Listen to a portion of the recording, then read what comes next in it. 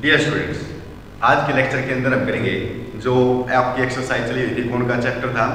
तो 7.2 एक्सरसाइज तो मैंने बता दी थी, 7.3 का बेसिक भी बता दिया था मैंने।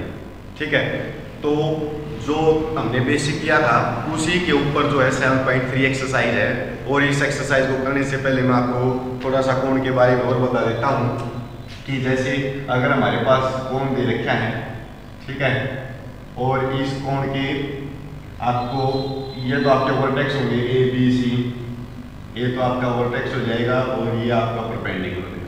ठीक है, जब हम परपेंडिकुलर डालते हैं इसके ऊपर तो ये हाइट हो जाएगी हमारी कोण की, ये रेडियस होती है नीचे जो सर्कल बना होता है उसका। ठीक है, और ये एल आपकी स्लैंट हाइट होती है। इसके अंदर जब हम परपेंडिकुलर डालते हैं तो ये जो एंगल है ए एंगल, ये दो भागों में डिवाइड हो जाता है। ठीक है, उसको हम थीटा मान लेते हैं और इसको बोलते हैं हम सेमी वर्टिकल एंगल।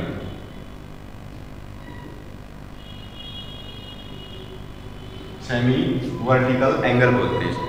ठीक है, तो इसी के ऊपर है एक मैंने डायरेक्शन कोसाइन बताए थे कि डायरेक्शन कोसाइन हम कैसे फाइंड करते हैं। अगर डायरेक्शन रेशियो दे रखे हैं तो डायरेक्शन कोसाइन कैसे फाइंड करते हैं। ठीक है, और एंगल के ऊपर मैंने एंगल भी निकालना बताया था कि अगर आपके पास डायरेक्शन कोसाइन दे रखे हो, दो लाइन के, अगर इस लाइन का डायरेक्शन कोसाइन है या इस लाइन का डायरेक्शन कोसाइन है, इस लाइन का डायरेक्शन कोसाइन है, तो उनके बीच में हम एंगल कैसे फाइंड करेंगे। ठीक है, तो इसी के ऊपर हमारे पास डायरेक्शन कोसाइन और एंगल के ऊपर बेस्ड ये एक्सरसाइज है। ठीक है, तो इसके क्वेश्चन लेके चलते हैं। तो सबसे पहले जैसे आपका फर्स्ट क्वेश्चन दे रखा है, क्या दे रखा है इसके अंदर कि obtain the equation of the right circular cone. हमें राइट सर्कुलर कोन की इक्वेशन ही फाइंड करनी है। Cause vertices at is the point x1 y1 x1 y1 z1। ठीक है, ये आपके पास वर्टेक्स दे रखे हैं और बोल रखा है कि and the axis on the line, और लाइन आपको दे रखी है कि x minus x1 by L is equal to y minus y1 by m is equal to z minus z1 by n। ठीक है, and theta is the semi vertical angle, और theta आपको सेमी वर्टिकल एंगल आपको दे रखे हैं। तो ये आपको दे रखे हैं। ठीक है, तो इसको करने से पहले देखो हमें क्या क्या निकालना है। इसकी कोण की जो इक्वेशन है हमें वो फाइंड करनी है। तो कोण की इक्वेशन फाइंड करने के लिए हमें किस किस चीज़ की जरूरत होगी। सबसे पहले तो हमें डायरेक्शन कोसाइन फाइंड करेंगे। तो डायरेक्शन कोसाइन फाइंड करने के लिए हम क्या करेंगे, आपके पास ये वर्टेक्स तो है। ठीक है, इस लाइन के डायरेक्शन कोसाइन हम मान लेते हैं कि इसके डायरेक्शन कोसाइन है एल एम एन। ठीक है, क्योंकि डायरेक्शन कोसाइन को हम एल एम एन से डिनोट करते हैं, तो इसके डायरेक्शन कोसाइन आपके पास एल एम एन है। ठीक है, मैं इसके कहीं पर एक वर्टेक्स और मान लेता हूँ। यहाँ पर मान लीजिए एक पॉइंट मान लिया, ये x y और z। ठीक है, तो x y z आपने ये पॉइंट मान लिया। तो मैं इस लाइन के डायरेक्शन कोसाइन निकाल लेता हूँ, इसके डायरेक्शन कोसाइन। इसके डायरेक्शन कोसाइन तो आपके पास एल एम एन है, तो इसके डायरेक्शन कोसाइन निकाल लेता हूँ और फिर दोनों डायरेक्शन कोसाइन हमारे पास आ जाएंगे।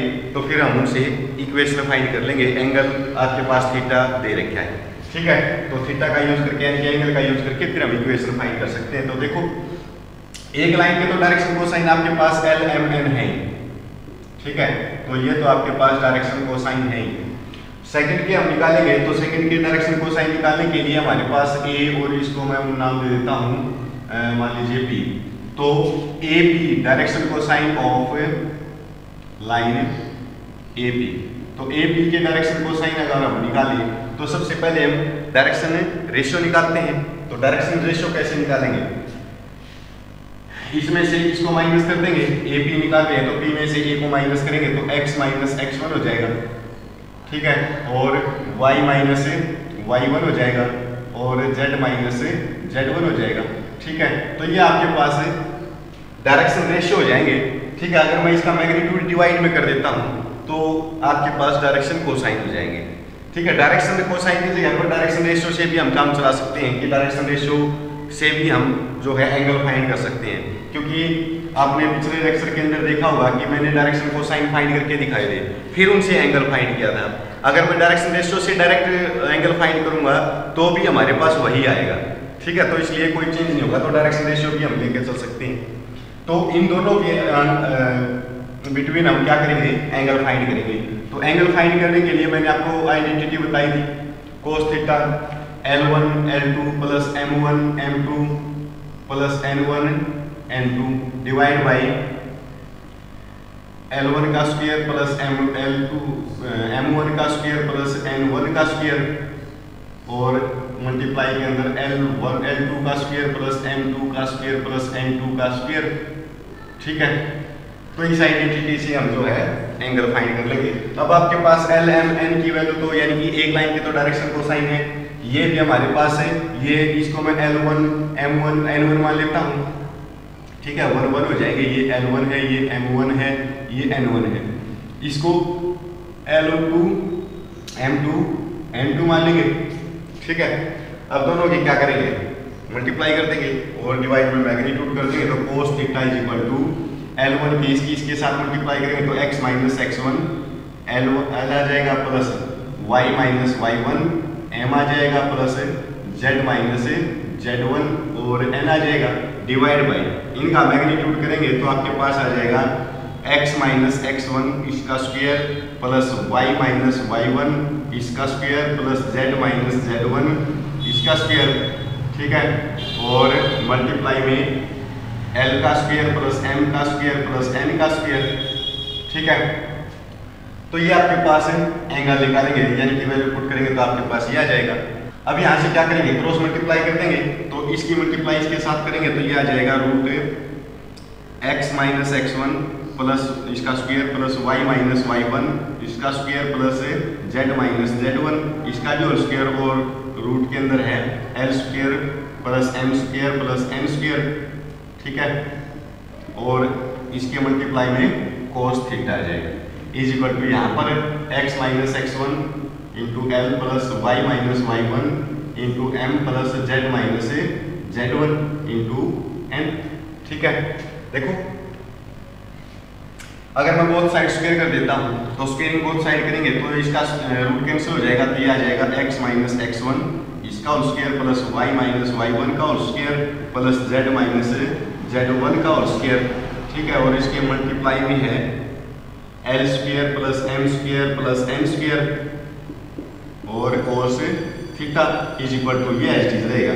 ये अगर स्क्वायर करेंगे तो x minus x1 L plus y minus y1 M plus z minus z1 n आ जाएगा और इस पूरे का जो है स्क्वायर हो जाएगा। ठीक है, क्लियर है, तो ये आपकी इक्वेशन आ जाएगी। ठीक है, पता चल गया। देखो आपके पास जो ये कार्टेशियन फॉर्म के अंदर दे रखी थी तो ये आपके पास को वर्टेक्स दे रखे थे x1 y1 z1। ठीक है, और एंगल आपके पास थीटा बोल रखा था तो एंगल आपके पास थीटा ही रहेगा। ठीक है, तो हम क्या करेंगे, L M N direction cosine दे रखे थे एक लाइन के, तो L M N direction cosine मान लिए। ठीक है, ये x1 y1 z1 ये तो वर्टेक्स दे रखे थे, तो हम इस लाइन के डायरेक्शन कोसाइन निकालने के लिए हम क्या करेंगे, एक वर्टेक्स और लेके चलेंगे और उनसे डायरेक्शन रेशियो निकालेंगे। डायरेक्शन रेशियो से फिर हम एंगल फाइंड करेंगे, दोनों साइड स्क्वायर कर देंगे तो आपकी इक्वेशन आ जाएगी। ठीक है, इसी टाइप का क्वेश्चन और लेके चलते हैं ताकि ये क्वेश्चन तब समझ में आएगा। ये तो आपके पास L M N x y z के अंदर था इसलिए नहीं अच्छी तरह समझ में आया। जो नेक्स्ट क्वेश्चन कराऊंगा वो भी इसी तरह का है लेकिन वो समझ में आ जाएगा, तो फिर ये क्वेश्चन भी आसानी से आप कर सकते हो। तो देखो इसका जो इसी टाइप का क्वेश्चन हम लेके चलते हैं।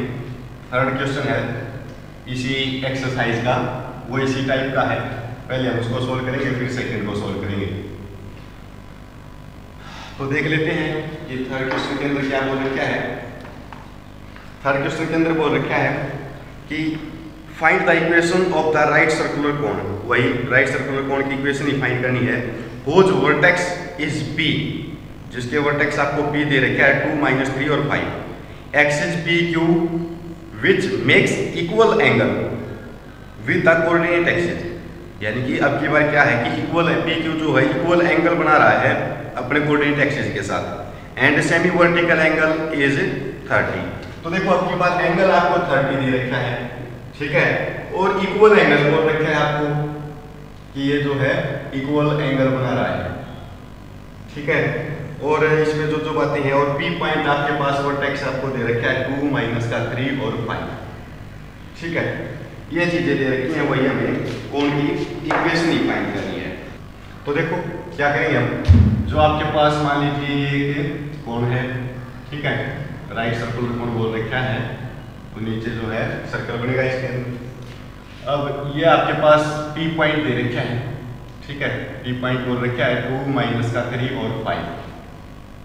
अब यहाँ पर मैं इसके डायरेक्शन रेशियो अगर मैं लेके चलूंगा तो देखो कोऑर्डिनेट एक्सिस, जो एक्सिस हैं उनके साथ क्या करता है ये सेम एंगल, यानी कि तीनों एक्सिस के ऊपर जो है सेम एंगल बना रहा है, सेम एंगल बना रहा है। तो मैंने आपको बताई थी कि अगर alpha is equal to beta is equal to gamma, अगर तीनों एक्सिस के ऊपर एंगल सेम है, अल्फा बीटा और गामा, अगर तीनों एंगल सेम हैं तो हम डायरेक्शन कोसाइन कैसे फाइंड करेंगे? तो डायरेक्शन कोसाइन फाइंड करने के लिए हम क्या करेंगे, L को हम कोस अल्फा लिखते हैं, M को हम कोस बीटा लिखते हैं और N को कोस गामा लिखते हैं। ठीक है, पहले मैं डायरेक्शन कोसाइन फाइंड कर रहा हूँ, दोनों के डायरेक्शन कोसाइन आने के बाद फिर जो है एंगल निकाल लेंगे। ठीक है, वहां से इक्वेशन निकाल लेंगे। तो अब हमें ये भी पता है कि L का स्क्वायर प्लस M का स्क्वायर प्लस N का स्क्वायर ये जो है 1 के इक्वल होता है, क्योंकि L M N क्या होते हैं डायरेक्शन कोसाइन, और डायरेक्शन कोसाइन कहाँ से आते हैं, जो यूनिट वेक्टर है उसके आई जे के हम अगर कैंसिल कर देंगे तो आपके पास जो बचेगा वो L M N यानी कि डायरेक्शन कोसाइन जो बचेंगे वो यूनिट वेक्टर के ही थे ना कंपोनेंट, तो उनका अगर स्क्वायर करके जोड़ेंगे तो वो 1 के इक्वल होता है। ठीक है, तो ये 1 के इक्वल होगा। अब यहाँ से मैं L को हम कोस अल्फा लिखते हैं तो कोस स्क्वायर अल्फा हो जाएगा प्लस कोस स्क्वायर बीटा हो जाएगा प्लस N को कोस स्क्वायर गामा लिख देंगे इक्वल टू 1।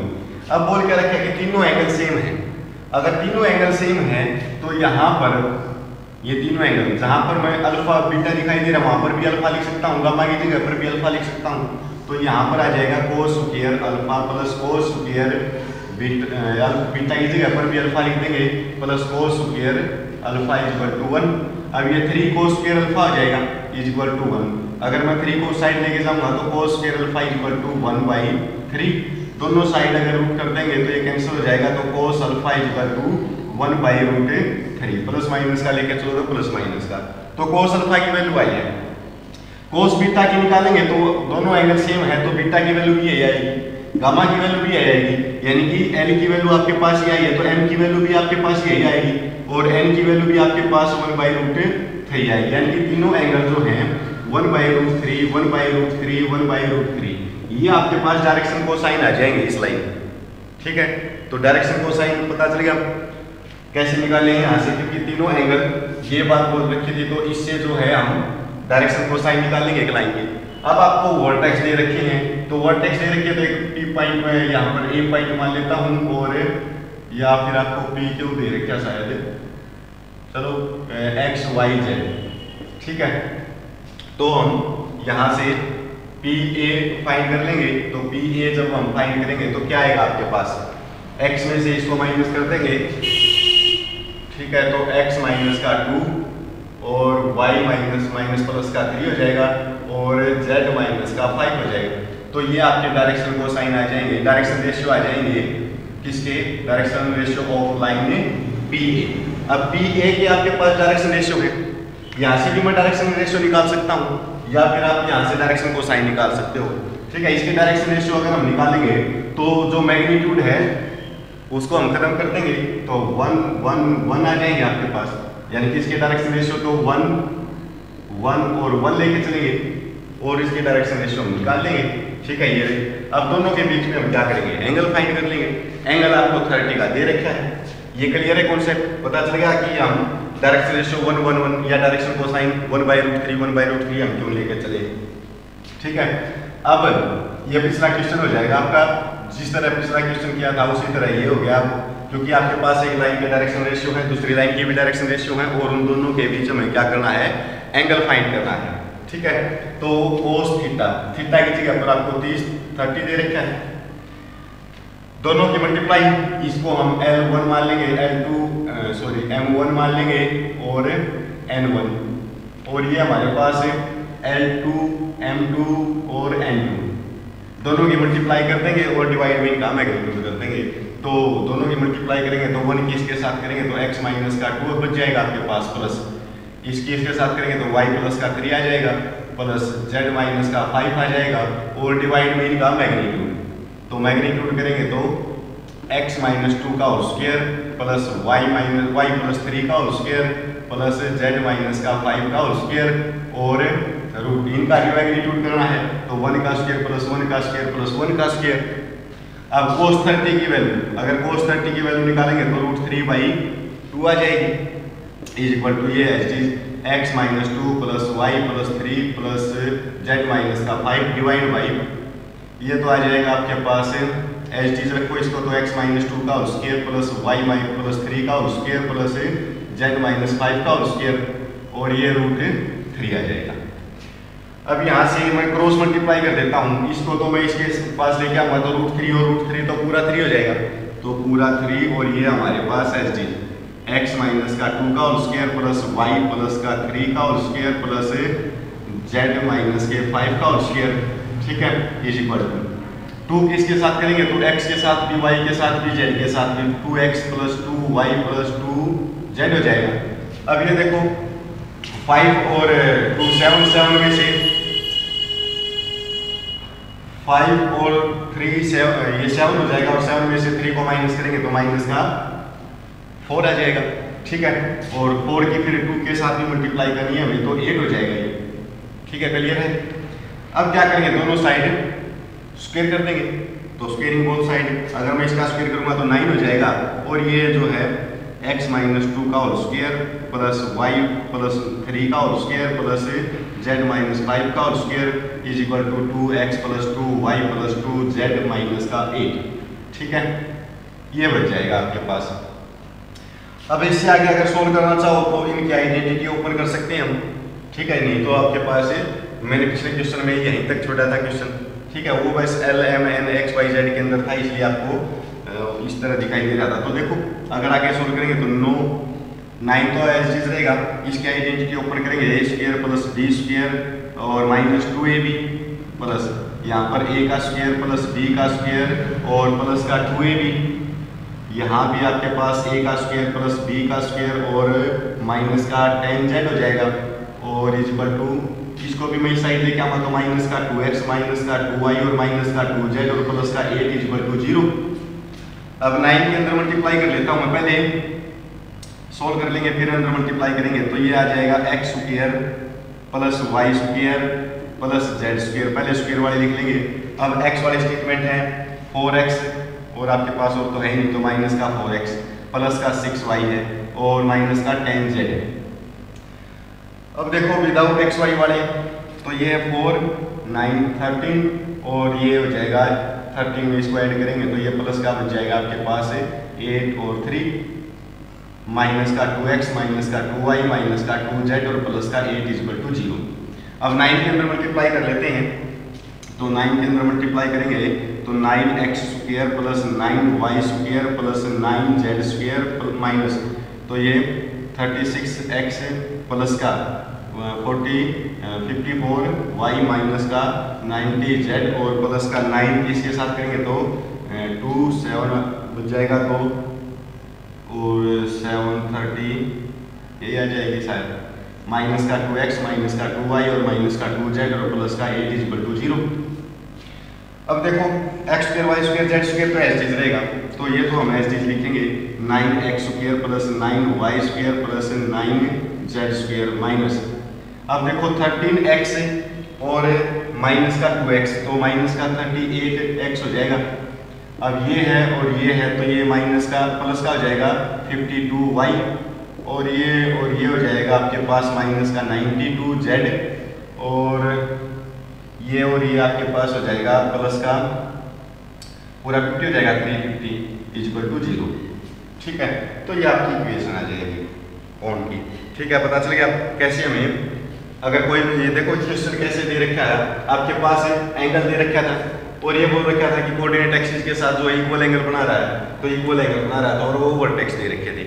अब इक्वल एंगल से तो हमने इस लाइन के डायरेक्शन कोसाइन निकाल ली, ठीक है, तो आपके पास एक लाइन के तो डायरेक्शन कोसाइन है डायरेक्शन रेशियो आपके पास आ जाएंगे। अब सेकंड जो वर्टेक्स दे रखे हैं यहाँ से हम डायरेक्शन रेशियो निकालेंगे और फिर उन दोनों में एंगल निकाल देंगे, ठीक है, यही काम करना है हमें। तो नेक्स्ट क्वेश्चन के ऊपर आते हैं, सेकंड क्वेश्चन, ठीक है, ये तो आपका थर्ड क्वेश्चन था। फर्स्ट के जैसे हमने फर्स्ट किया था उसी के अकॉर्डिंग जो है ये करना था हमें। अब जो है फर्स्ट क्वेश्चन अगर आप अब देखोगे ना तो फर्स्ट क्वेश्चन अब आपको आसान लगेगा, ठीक है। जब फर्स्ट टाइम हम देख रहे थे तो फर्स्ट क्वेश्चन जो है वो थोड़ा डिफिकल्ट लग रहा था, लेकिन अब जो है इसको करने के बाद फर्स्ट क्वेश्चन आसान हो जाएगा आपके पास। तो देखो नेक्स्ट क्वेश्चन के ऊपर आते हैं। आपका जो सेकंड क्वेश्चन है क्या बोल रखा है इसके अंदर, मैं स्टेटमेंट पढ़ के बता रहा हूँ, लिखूंगा तो ज़्यादा टाइम लग जाएगा। फाइंड द डायरेक्शन कोसाइन, अब की बार डायरेक्शन कोसाइन फाइंड करनी है ऑफ द एक्सिस के, हमें डायरेक्शन कोसाइन फाइंड करनी है of the right circular cone के विच पास थ्रू द लाइन, जो कि वहाँ से जो है लाइन को क्रॉस कर रहे हैं, ड्रा फ्रॉम द ओरिजिन, जो ओरिजिन से होकर लाइन जो है क्रॉस कर रही है, जा रही है। Having direction cosine proportional to, और उसके डायरेक्शन कोसाइन प्रोपोर्शनल हमें दे रखे हैं, ठीक है। And also prove that the cone pass through the coordinate axis, और हमें ये भी प्रूव करना है कि कोऑर्डिनेट एक्सिस से जो है पास करता है। तो आपके पास जो है डायरेक्शन कोसाइन दे रखे हैं, माइनस का 1 2 और 2 माइनस का 1 और 2 माइनस का 2 3 6, ठीक है, ये दे रखे हैं। तो देखो करना क्या है, आपके पास ये डायरेक्शन कोसाइन दे रखे हैं, प्रोपोर्शनल दे रखे हैं किसके, जो आपके पास एक्सिस होगा, जैसे मैं 3 एक्सिस लेके चलता हूँ, ठीक है। तो x y z, ठीक है, ये O है, तो O x O y या O z या O a O b या O c की मान सकते हो आप, ठीक है। तो इनके मैं अभी तो एक प्रोपोर्शन दे रखे, मैं इनकी डायरेक्शन कोसाइन निकाल लेता हूँ। तो डायरेक्शन कोसाइन निकालने के लिए अगर मैं इसको डायरेक्शन रेशियो लेके चलूँ, तो डायरेक्शन रेशियो से अगर डायरेक्शन कोसाइन हमें फाइंड करने हैं तो हम कैसे फाइंड करते हैं, इनके डिवाइड में इनका मैग्नीट्यूड कर देंगे, ठीक है। तो ओ एक्स के हम डायरेक्शन कोसाइन निकालेंगे, direction cosine of O X या लाइन ओ एक्स बोल सकते हो आप, ठीक है।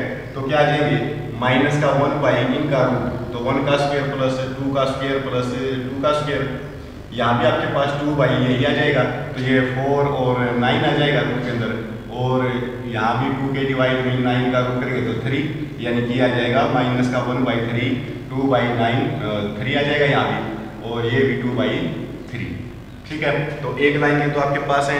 अब सेकंड ये निकालेंगे direction cosine of line O Y, तो ओ वाई की अगर हम निकालेंगे तो डायरेक्शन रेशियो है, तो 2 बाई इसका रूट करेंगे तो ये हो जाएगा 4 प्लस 1 प्लस 4, यानी कि माइनस 1 बाई ये भी 3 आ जाएगा, और 2 बाई 3, तो इसको भी हम लिख लेते हैं कि 2 बाई 3 माइनस का 1 बाई 3 और 2 बाई 3, ठीक है। अब डायरेक्शन कोसाइन निकाल लेते हैं ओ जेड के, तो ये भी आपके पास आ जाएगा माइनस का 2 बाई इनका मैग्नीट्यूड हो जाएगा 4 प्लस 9 प्लस 36, और ये 49 हो जाएगा। 49 का अगर हम रूट करेंगे तो 7 आ जाएगा, 6 बाई 7, ठीक है, यानी कि माइनस का 2 बाई 7 3 बाई 7 और 6 बाई 7।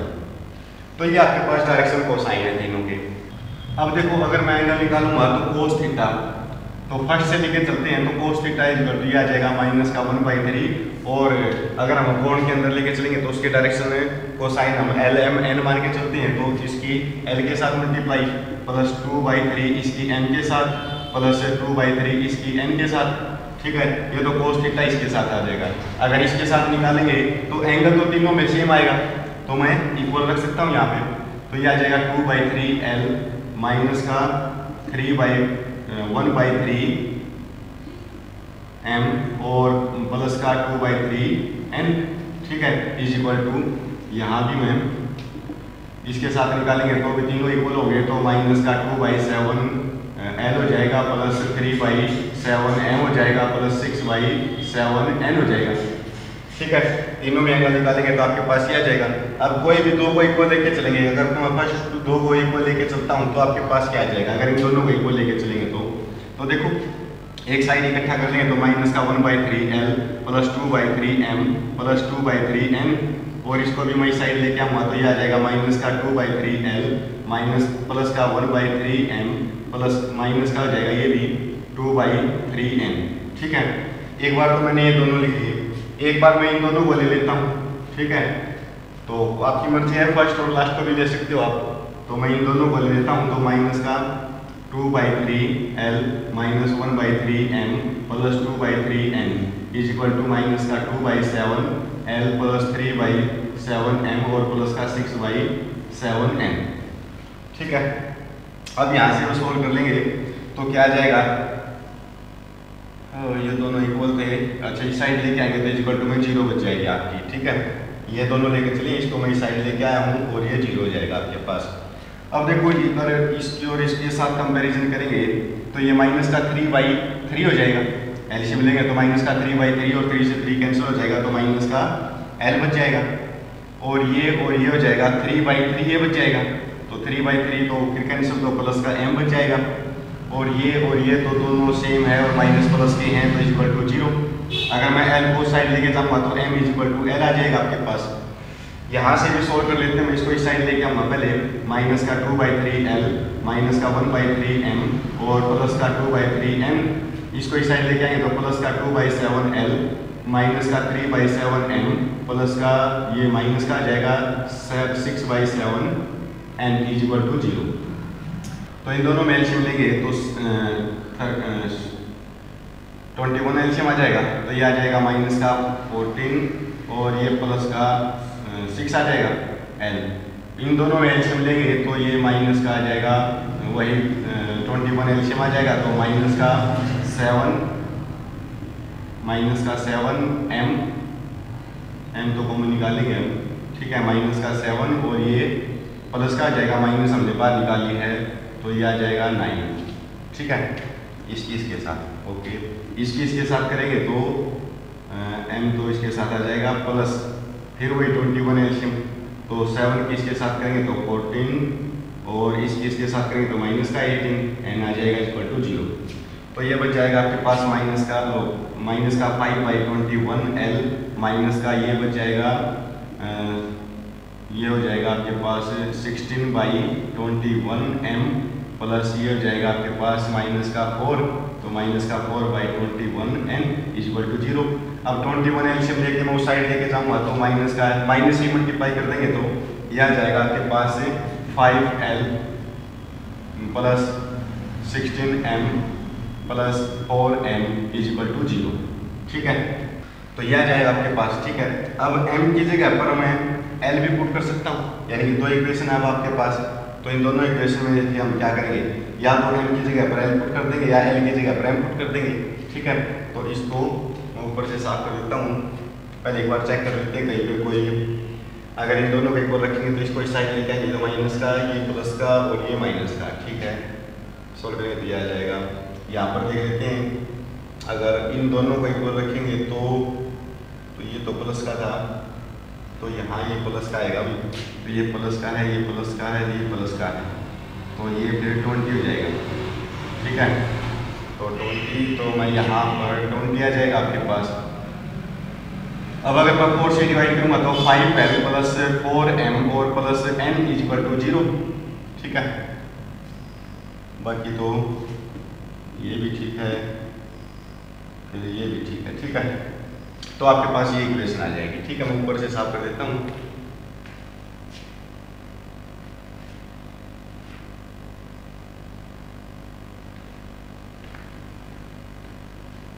तो आपके पास क्या आएगा इसको सोल्व करने के बाद, तो ये आ जाएगा। ठीक है,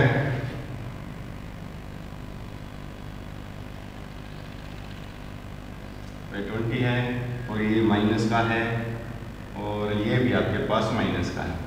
ठीक है, तो इसको 4 से डिवाइड करेंगे तो 5L माइनस 4M और माइनस का N इज इक्वल टू 0। अब दोनों इक्वेशन को सोल्व करेंगे तो आपके पास आ जाएगा 5L minus 4M minus N is equal to 0 और ये है M को मैं साइड लेके जाऊंगा तो L माइनस का M और प्लस का 0 N लिख सकते हैं इक्वल टू 0, क्योंकि दो इक्वेशन डायरेक्शन को साइन फाइंड करनी है तो L बाई, तो L को एलिमिनेट करेंगे तो इसकी और इसकी मल्टीप्लाई 0 और माइनस का साइन और ये माइनस माइनस प्लस का 1 हो जाएगा तो माइनस का 1 बच जाएगा। ठीक है, M बाई ये आपके पास आ जाएगा। अब की बार M को एलिमिनेट कर देंगे तो इन दोनों की मल्टीप्लाई तो माइनस का 1 और ये आपके पास है 0 तो माइनस का 1 और प्लस माइनस का 0। ठीक है, अब की बार N बाई, अब की बार N को एलिमिनेट कर देंगे तो इसकी और इसकी मल्टीप्लाई -5 और ये प्लस का 4 हो जाएगा तो तो माइनस का 5 और प्लस का 4, यानी कि l बाई -1 m बाई -1 और n बाई भी माइनस का 1, माइनस से मल्टीप्लाई कर देंगे तो l बाई 1 m बाई 1 और n बाई 1 आपके पास ये डायरेक्शन कोसाइन आ जाएंगे। ठीक है, अगर हमें सॉरी डायरेक्शन रेशियो आ जाएंगे। अगर हमें डायरेक्शन कोसाइन फाइंड करनी है तो डायरेक्शन कोसाइन फाइंड करने के लिए तो l की वैल्यू आपके पास 1 है, m की वैल्यू भी आपके पास 1 है और n की वैल्यू भी आपके पास 1 है। ठीक है, तो डायरेक्शन कोसाइन फाइंड करेंगे तो इनका मैग्नीट्यूड डिवाइड में कर देंगे तो 1 + 1 + 1 यानी कि 1/√3 आ जाएगा। ये भी 1/√3, तो 1/√3, 1/√3 और 1/√3 जो है आपके डायरेक्शन कोसाइन आ जाएंगे। ठीक है, पता चल गया कैसे हमने डायरेक्शन कोसाइन फाइंड किए हैं। तो ये थे आपके जो 7.3 एक्सरसाइज थी, उसके मैंने 3 क्वेश्चन करवाए हैं। तो बाकी के क्वेश्चन हम नेक्स्ट लेक्चर में करेंगे। Thank you.